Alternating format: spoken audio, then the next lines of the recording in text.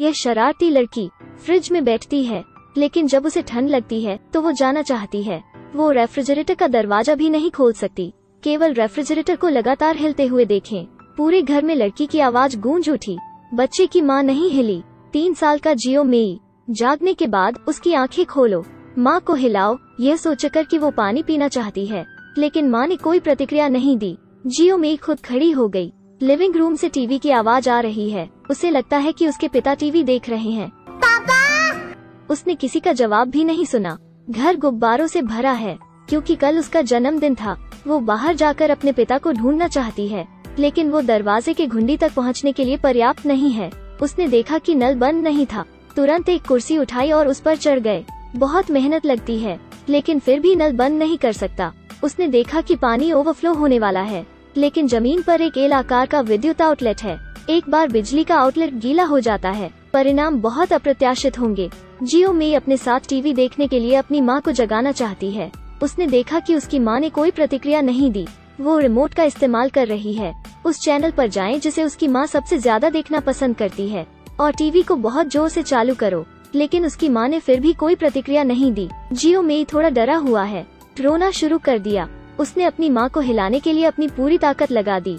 अचानक से माँ के हाथ में दवा की बोतल फर्श पर गिर गई। सफेद गोलियां फर्श पर गिरीं। जियो मेई अब और नहीं रोई। फर्श पर कुछ गोलियों के साथ खेलें। उसने एक गोली उठाई और अपनी माँ से पूछा, माँ क्या मैं इसे खा सकता हूँ? उसके बाद फोन बज उठा। जियो मेई कैबिनेट पर चढ़ गया और फोन पकड़ लिया, लेकिन जब वो नीचे आई उसने गलती से फोन जमीन पर गिरा दिया। कोठरी में फिसल गया। वो इसे प्राप्त नहीं कर सकती। फोन में एकमात्र आवाज उसके पिता की आवाज है। केवल ध्वनि से ही वो जान सकती है। कल रात माँ और पिताजी का झगड़ा हुआ था। पापा प्लेन से दूसरे शहर जा रहे थे, लेकिन वो यह नहीं जानता था। उसकी पत्नी ने ली आत्महत्या के लिए ड्रग्स लिया। उसने जियो मेई नामक एक मासूम बच्चे को छोड़ दिया। अकेले बंद घर में दरवाजे बंद हैं। माँ मर चुकी है, लेकिन वो नहीं जानती थी। उसने अपनी माँ के चेहरे पर बैंगनी निशान देखे। स्पष्ट रूप से मरने से पहले उसे घरेलू हिंसा का सामना करना पड़ा। जियो मेई फेस क्रीम लेता है। अपनी माँ के चेहरे को धीरे से रगड़े। वो अपनी माँ के घाव का इलाज करना चाहती है। अचानक से जियो मेई से कुछ गंध आती है। पता चला कि लोहा पहले से ही कपड़े जला रहा था। छोटी लड़की ने पैंट को फर्श पर रख दिया। पैंट धुएं के बादल छोड़ रहे थे। लोहे ने जगाई उसकी जिज्ञासा। वो लोहे के चारों ओर दौड़ी। इसका स्त्री पक्ष बहुत गर्म है। वो बाहर पहुंची और उसे थोड़ा छुआ। इतनी गर्म कि वो फूट फूट कर रोने लगी। रोती हुई माँ पर चढ़ो, रो जब तक वो सो नहीं गई।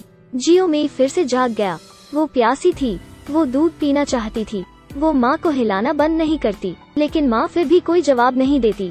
वो खुद लेने गई थी, लेकिन दुर्भाग्य से उसका हाथ मजबूत नहीं है। दूध फर्श पर गिर गया।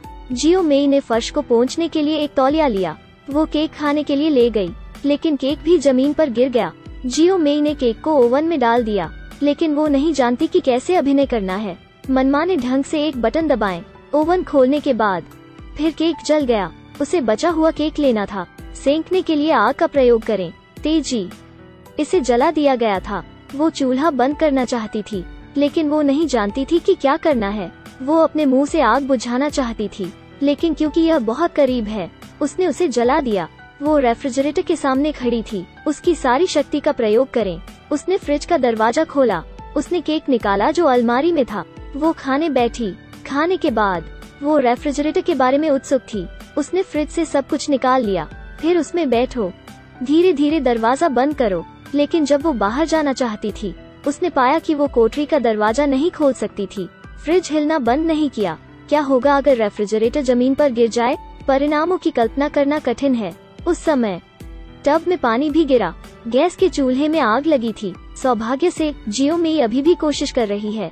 अंत में फ्रिज का दरवाजा खोला, लेकिन टूटे हुए कांच के जार पूरे फर्श पर हैं। वो धीरे से बालकनी की रेलिंग पर चढ़ गई। आंखों के सामने नीचे कई मीटर की ऊंचाई है। पता चला है उसकी गुड़िया गिर गई। सौभाग्य से पड़ोसियों ने उसे खोज लिया। उसने कहा कि वो उसे गुड़िया लेने में मदद करेगा। उसने बात मानी और अंदर चली गई। वो कमरे में लौट आई। उसने एक सफेद पानी की बोतल देखी। वो उसे लेकर अपनी माँ के सामने ले आई। दूध पी लो। उसकी माँ ने अभी भी जवाब नहीं दिया। छोटी बच्ची को दूध की बोतल ढूंढनी थी। कुछ अंदर डालो। क्योंकि उसकी ताकत बहुत कमजोर है, तो पूरी बोतल बिखर गई। वो अपनी माँ के सामने आ गई। उसने रोना बंद नहीं किया। जियो मेई के फिर से नीचे आने तक प्रतीक्षा करें। हर जगह पानी है। अगर पानी ऊपर उठता है और बिजली के आउटलेट से चिपक जाता है, परिणाम भयावह होंगे। जियो मेई ने पानी से भरे फर्श पर कदम रखा, टेबल के नीचे चला गया। कुछ खाना मिला।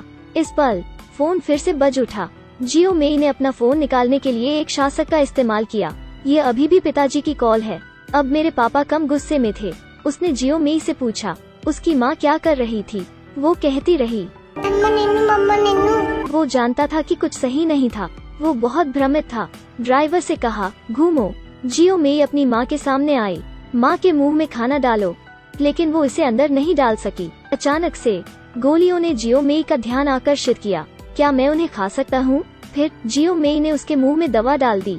जल्दी से लड़की ने पेट में निगल ली 4-5 गोलियां। फिर वो सोने लगी, हाथ में खिलौने पकड़े हुए।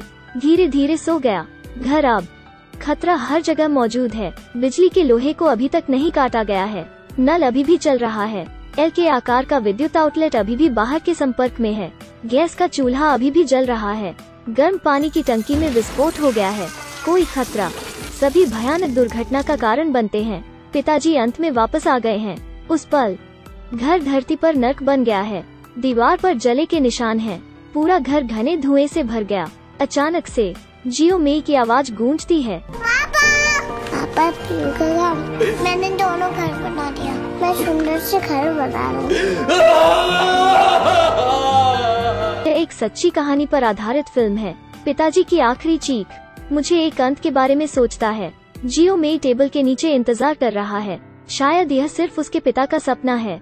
जीवन में पति पत्नी के बीच वाद विवाद होना सामान्य है, लेकिन गलती से जिसे चोट लगती है वो बच्चा होता है।